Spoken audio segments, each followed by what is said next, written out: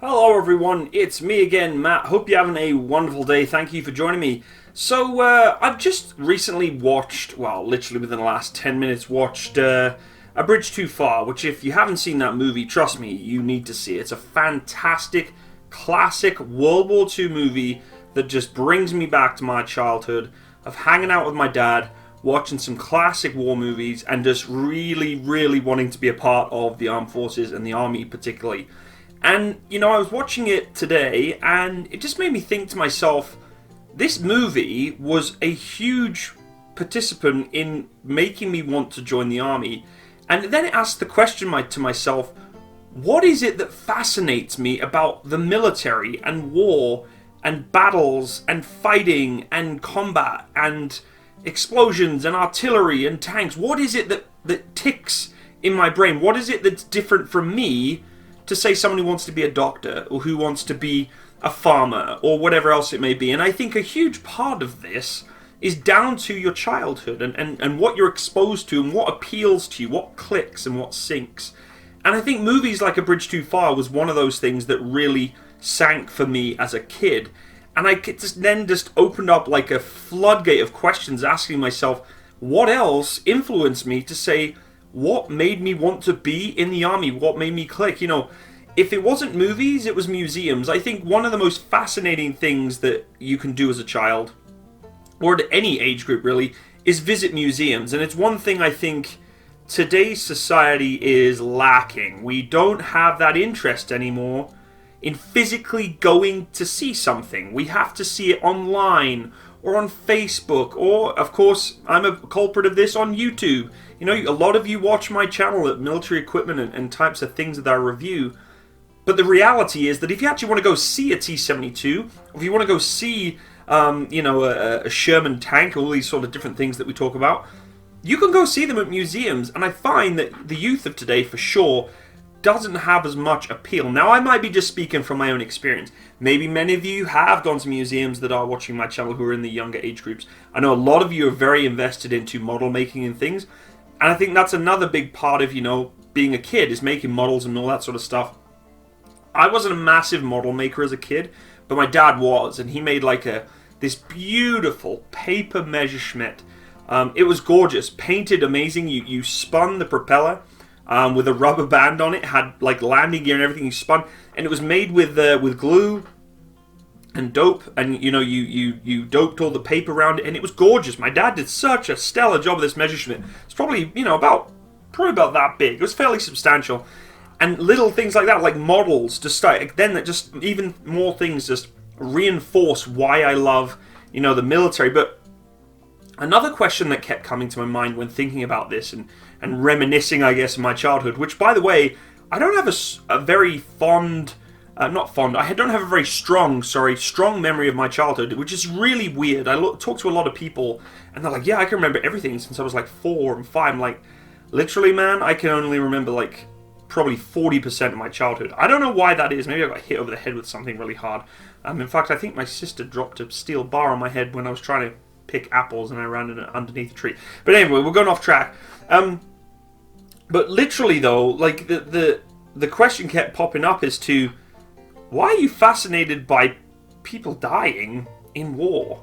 Now, I'm going to take that a step back, and it's not that I'm fascinated in people dying. Of course, that's a horrible thing. I don't want war at all. No one wants war. No one should want war.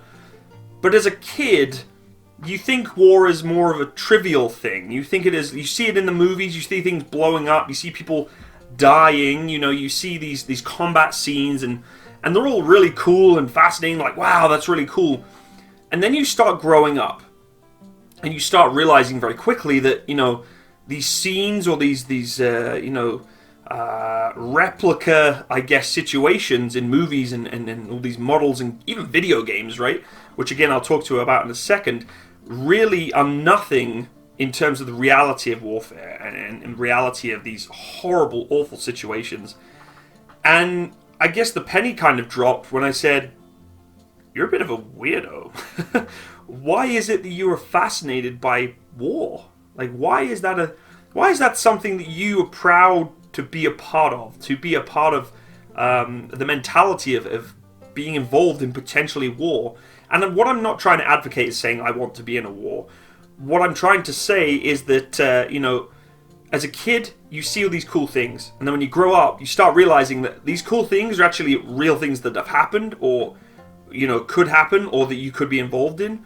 And it's pretty scary stuff, and it's also kind of weird to realize that. I was watching A Bridge Too Far, and I was watching the most beautiful scene, in my eyes, in the entire movie. And of course, I'm a gunner, and I was working with tanks in my British Army career. So I'm a gunner in the Canadian Artillery. I was British Army tank mechanic. So, the scene where the Shermans are rolling in and the staggered barrage fire plan going in towards the German positions in the tree line. They're getting absolutely hammered. Then the column get ambushed, and that they fire the purple smoke, and then in comes the Air Force dropping off the close escort, and it was just the most beautifully constructed scene. Michael Caine, of course, commanding the armored column. Beautiful scene. Probably one of my favorite movie scenes ever. Classic war movie scene. It doesn't need all the Star-Spangled Banner and all the heavy Americanized side of things. And no offense to America. Sometimes it's a little over the top with, you see sort of Private Ryan and all that sort of stuff, which is obviously still a great movie, one of my favorites. But that scene's just crisp, it's clean, and really sunk in today. And, I was watching it, I'm thinking, this is actually replicating Operation Market Garden. A lot of people died in this scene, and you're fascinated by that. You're intrigued by this situation. And I was trying to piece together, why? Why is it that you're fascinated? Is it because it looks cool? Is it because of the explosions? Is it because of the history of it? Is it because of the dynamics, the tactics? And I honestly couldn't pinpoint why I was so fascinated by it. Why I loved this scene so much. What is it that appealed to me? And I know I told you I love tanks. I love the scene because of tanks and artillery. But I couldn't specifically pinpoint one reason as to why I was so enthralled by this scene, and if you put a movie like, I don't know, any other movie that's not a war movie in there, and you compared, my favorite scene to that movie that isn't involved in war, and then put it against that one, and I'd be like, yeah, I still think this one's better. And I could not figure out why. I just couldn't piece it together.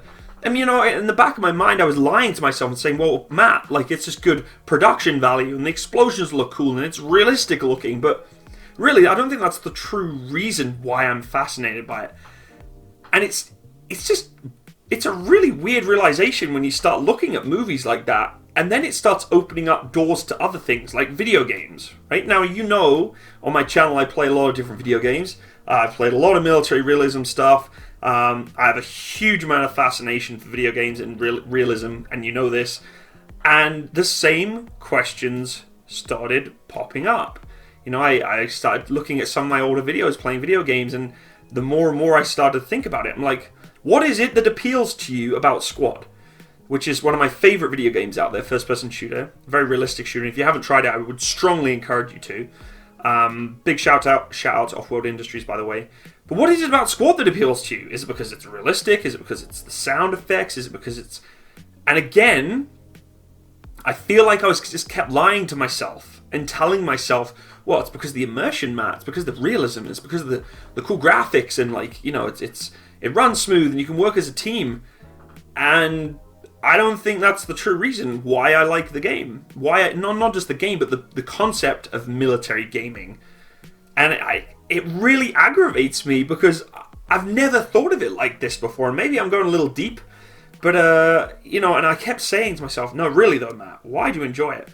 And I was getting there, and I was kind of thinking to myself, because I feel like I'm tapping into the root of a core, literally a core, brainwave, a core brainwave that's telling you this is where you belong. This is you. This is the structure of you. This is the core of you. If you were to place Mario in front of you and play that video game, would you be as entertained? No. Would it be because the gameplay is not good? Is it because the graphics aren't good? No. It doesn't really matter. Mario is a fantastic game, no matter what Marios you play. Same for any other sort of games, like Stellaris. I love Stellaris. I barely played it because I just keep going back to the military games. And it is that. It's the core to me. I don't think I even have control over it. I don't think I even have the ability to tell myself, play this other game because it's going to be better than the military games that you're playing already. Not because the gameplay is better, not because the graphics are better, it's just I am wired, I am tapped into military gaming, into military movies, into military topics. And then I opened up a whole new floodgate. I went to my Facebook, which if you're not on my Facebook, you should definitely go, check the link below and join my Facebook as a friend or whatever else. And I'm scrolling down. I'm scrolling, and every single article, maybe bar 5 or 6, was a military-related article. And I think subconsciously, I don't even realize I'm routing my Facebook traffic to that. Maybe Facebook is doing it to me, which I would be very surprised. Now, of course, a lot of you are friends of mine from military backgrounds. You have military fascination, history, warfare, or whatever it may be. So, of course, that's very inherent. But why am I continuing to look at feeds like that? Why am I not looking at, like, cute puppies that come up sometimes? I normally just ignore them. I love puppies. I have a puppy. Puppies are awesome. They're cute. I would watch puppies all freaking day. But I don't. I don't, because my brain is not wired that way. And I know the military and the army is core to me, and I know it means everything to me, because that's what I've been brought up with from a very young age. But sometimes you just have that wake up and realization that that is what you are. That is who you are, no matter how much you try changing it. And believe me when I tell you this, when I left the British Army and moved to be a civilian, I tried so hard, like beyond all measure, to try my best to assimilate, almost like a cyborg or the Borgs off Star Trek. I'm not super nerd right now. Assimilate to a civilian mentality, not just a lifestyle, a mentality. To get the phrases out of my head, get the I know this may sound weird, and I'm sure many of you may agree with me here, but when I go for walks, like when I take Charlie for a walk, and I've been doing it all my life since I was young, joining the Army Cadets was like 11 or 12 years old, because in British Cadets, we do it pretty hardcore. I mean, cadets don't do anything really hardcore, sorry, I'll reword that. British Cadets do things a little differently to most other cadet forces around the world. I know the Americans do it very similarly, but it's literally as if you are doing, literally, army-style training, section attacks, blah, blah, blah. Anyway, so you're getting exposed to pretty intensive stuff. And when I take Charlie for a walk, all I'm looking for, like, I wonder what would happen if you put a GPMG 500 or 600 meters into this valley ahead of me. Where would I dive for cover? Where would I bring my troops for a right flanking? Where would I form up my baseline? Where would I put my support group? Where would I put my fire teams? Where would I put... And I'm just... Again, I don't even want to think about those things. I don't even want to wire my brain to do that. I want to just walk my dog, enjoy the nice day, look around, look at nature, see a deer, and when I'm looking at a deer cross by, I'm like, that deer would have been so easily ambushed. Like, why didn't I even think about that? Like, he could have been easily killed. And that's a very, very weird realization, especially since I have been, I haven't been as heavily vested in the military or the army full-time than I was back in 2011, 2010 when I was in the British Army. Now I'm part-time Army, so of course it's still in the background, that wiring's still getting reinforced, but it's just little things like that, that are just really kind of odd. That I don't think someone who is not wired that way would not think those things. A lot of people I know, they join the army, they join the military, whatever, armed forces branch they join. They do their thing, they come out, and they'll never think of the military again. Ever. It'll never come into their mind, maybe a couple of times. Then you'll get the people that will do their military career, still be very heavily vested, love their career, be wired heavily into the military mindset whilst they're in the career, but once they leave, they're very easy to detach. It's quite easy for them to say, you know what, like, no man, that's my time's behind me, I don't really think too much about the army anymore, I've got like a new career, I snowboard, I go mountaineering, it just doesn't interest me anymore. I think I'm the extreme side of not any of that. No matter how much I try and unplug it, somehow I just instantly plug myself back in again. So, yeah, I guess what I'm saying is it's really tough to try and not be in that mentality, even though you know deep down you should really kind of give it a break and calm down a little bit on the whole military side of things. I mean, look around me. Like, literally, like, I'm wearing a military style top. Did I go upstairs and say, today I want to wear a military style top? Do I want to go upstairs and go into my wardrobe, which I have a lot of non-military style clothing, and pick a non-military style top? I don't even think, it doesn't even record in my brain. I just pick one and I put it on. I'm like, Matt, what are you doing? You're going to like the bar. This isn't really a t-shirt you would normally wear to the bar. Or you're going to a function. Like, you're not going to wear Funker YouTube channel t-shirt to go to a function. Like, but again, it's like my brainwave just keeps telling me to do it, and it fascinates me because it just takes some time to just realize that. You have to have that epiphany and be like, Matt, you're obsessed. And that's the word I'm trying to get to, is obsessed.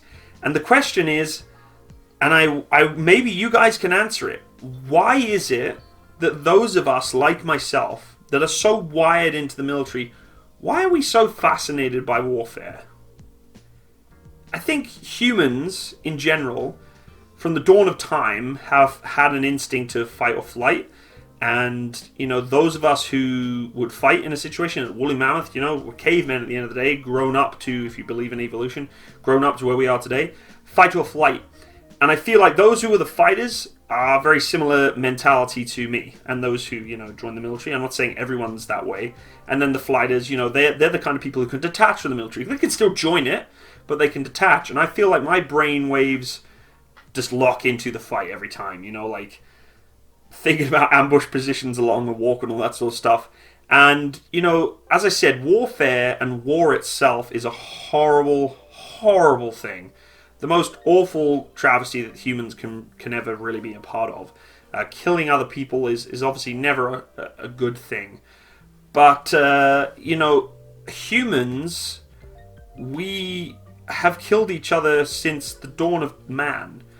We've done it for a very, very, very, very, very, very long time, in one way or another.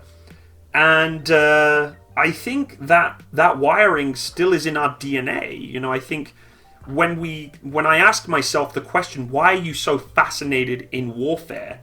I think that's something I can't really answer myself sometimes, because it's not that I am intrigued by people dying or the conflict, but I think battles and humanity going into the toughest of times against one another is intriguing and fascinating, because that's core to humanity in some regard, in my eyes.